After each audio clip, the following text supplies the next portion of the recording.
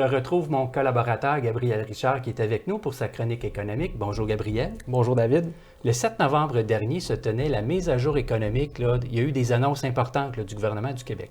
Effectivement, en fait, lors de cette mise à jour économique-là, plusieurs annonces ont été faites, puis je pense qu'il y en a certaines qui vont faire des heureux. Durant la chronique, je vais parler principalement de deux annonces. Premièrement, la bonification de l'allocation famille, puis deuxièmement, l'abolition de la contribution additionnelle pour la garde d'enfants.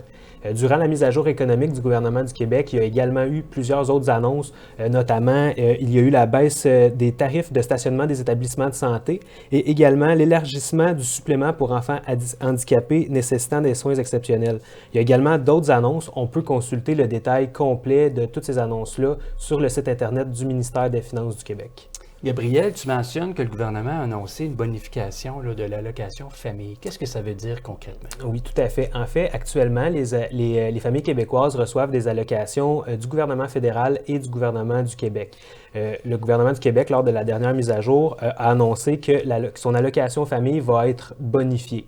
Cette bonification-là avait déjà fait l'objet d'une annonce à l'automne 2018, mais en fait, ce qui surprend un peu, c'est que finalement, la bonification va être devancée. Elle va être applicable dès janvier 2020, donc 2 ans plus rapidement que ce qui était prévu initialement.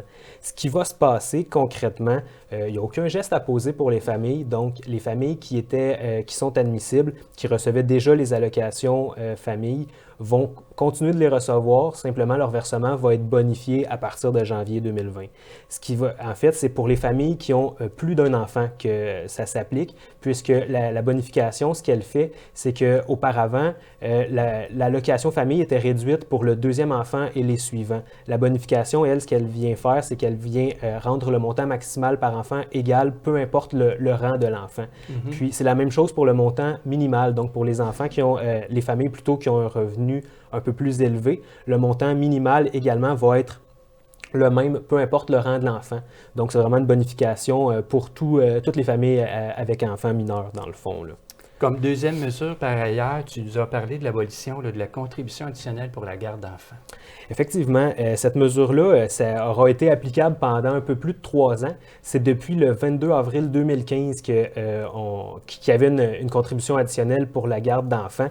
En fait, les familles qui utilisaient les services d'un CPE ou d'une garderie subventionnée, ben, ils reçoivent un cadeau de Noël un petit peu à l'avance. Mm-hmm. En fait, c'est que ce qui est d'autant plus intéressant finalement de cette abolition-là, c'est qu'elle est rétroactive au 1er janvier 2019.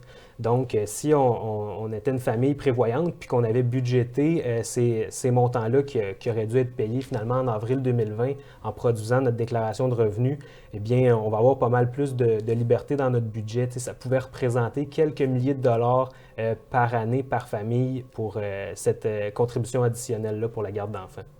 Merci beaucoup, Gabriel, pour ces informations. C'est toujours très précieux. À très bientôt. Merci, David.